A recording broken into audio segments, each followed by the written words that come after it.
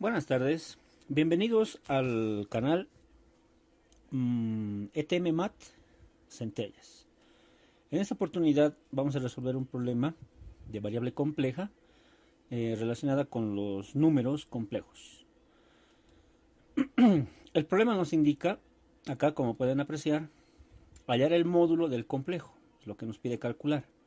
Sea el complejo omega, que es igual a iz más 1 entre iz menos 1, más iz menos 1 entre iz más 1, donde el valor de z es igual a cis de teta. Para la solución vamos a reducir lo que es el valor de omega. Para la reducción debemos tomar esta fracción y sumarla con esta otra fracción, cuyo resultado ha de ser iz más 1 al cuadrado más iz menos 1 al cuadrado entre iz más 1 por iz menos 1. Como podemos apreciar, en el numerador se tiene algo muy particular.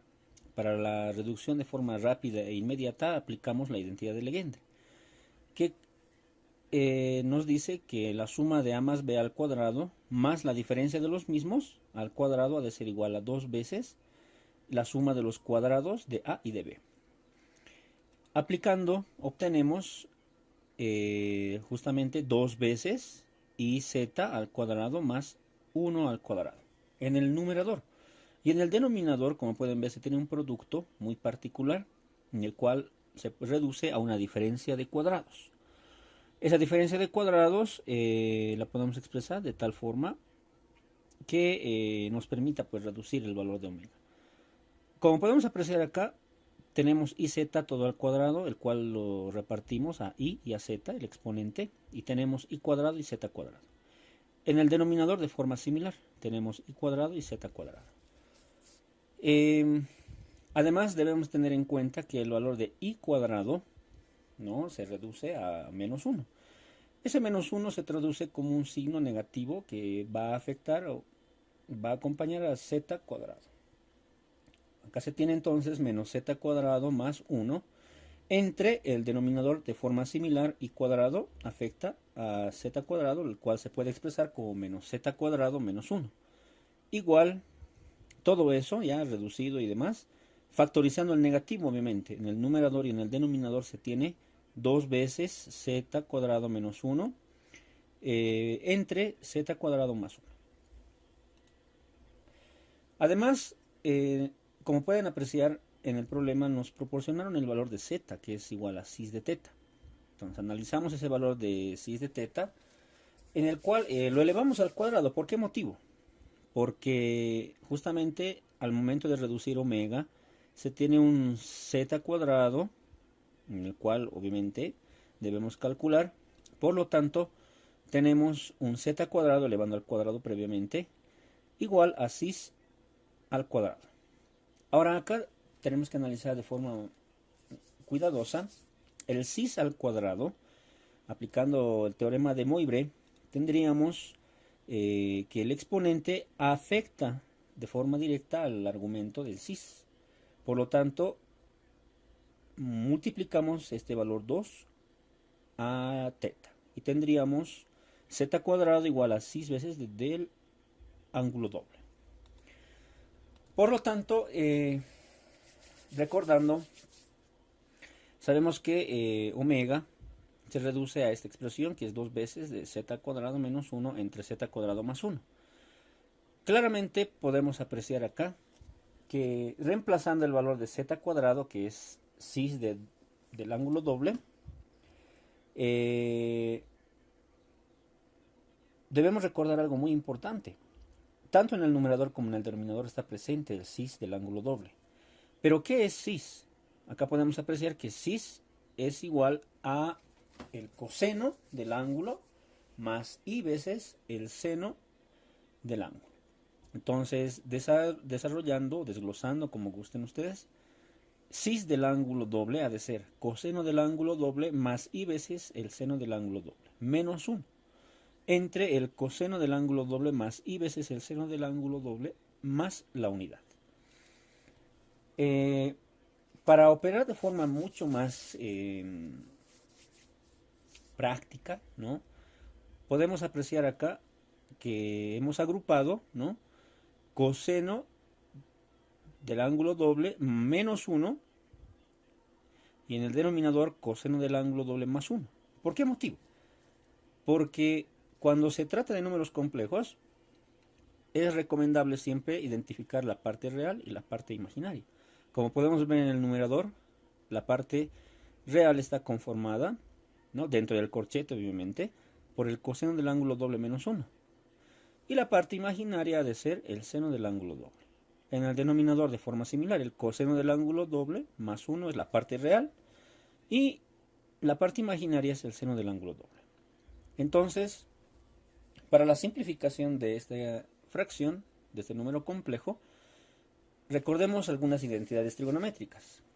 Por ejemplo, el coseno del ángulo doble ha de ser igual al coseno al cuadrado de x menos el seno al cuadrado de x. Y para el seno del ángulo doble tendríamos dos veces el seno del ángulo por el coseno del ángulo, ¿no? Y finalmente la identidad pitagórica, que nos dice que el seno al cuadrado de x más el coseno al cuadrado de x es igual a 1. Haciendo uso de estas identidades trigonométricas, tenemos el desarrollo del coseno del ángulo doble. Como podemos ver, tenemos el coseno del ángulo doble, que ha de ser igual al coseno del ángulo de teta al cuadrado, menos seno al cuadrado del ángulo. Menos. Acá podemos apreciar que tenemos 1, ¿no? Pero el valor 1 ha sido reemplazado por la identidad pitagórica. Pero no debemos tener en cuenta el signo negativo. Va a afectar tanto al seno como al coseno. Como podemos ver, acá tenemos menos el seno del ángulo menos el coseno del ángulo. En la parte imaginaria, de forma similar, desarrollamos el seno del ángulo doble. Tendríamos más i veces 2 seno de teta por el coseno de teta. En el denominador, de forma similar, desarrollamos el coseno del ángulo doble. Tenemos la identidad pitagórica, que representa la unidad. Y finalmente tenemos la parte imaginaria, que es el ángulo doble. Operando, simplificando algunos términos, reduciendo términos semejantes, tendríamos en este caso la cancelación de coseno cuadrado y coseno menos coseno cuadrado. La reducción entre los menos senos al cuadrado, tendríamos menos 2 veces el seno al cuadrado, más i veces 2 el seno del ángulo, coseno del ángulo. En el denominador, de forma similar, seno cuadrado se cancela, pero se reduce coseno al cuadrado del ángulo. Y anotamos la parte imaginaria, ¿no? 2 veces el seno de tita por el coseno de teta. Acá continuamos previo, pero factorizamos lo que es la función seno. Como pueden apreciar, entre esos dos términos tenemos algo en común, que es 2 veces el seno del ángulo, que se repite, ¿no? Y factorizamos el signo negativo también. Acá en el denominador también tenemos algo en común, que es 2 veces coseno del ángulo. Entonces, tanto en el numerador como en el denominador tenemos esto. Ahora, el valor 4 se obtiene del producto de 2 con este valor 2, ¿no? De la factorización del corchete, que es 2, lo multiplicamos con este valor. Por lo tanto, luego de la simplificación respectiva, tenemos omega, que es igual a menos 2 veces tangente del ángulo, que es la relación entre el seno y el coseno, ¿no?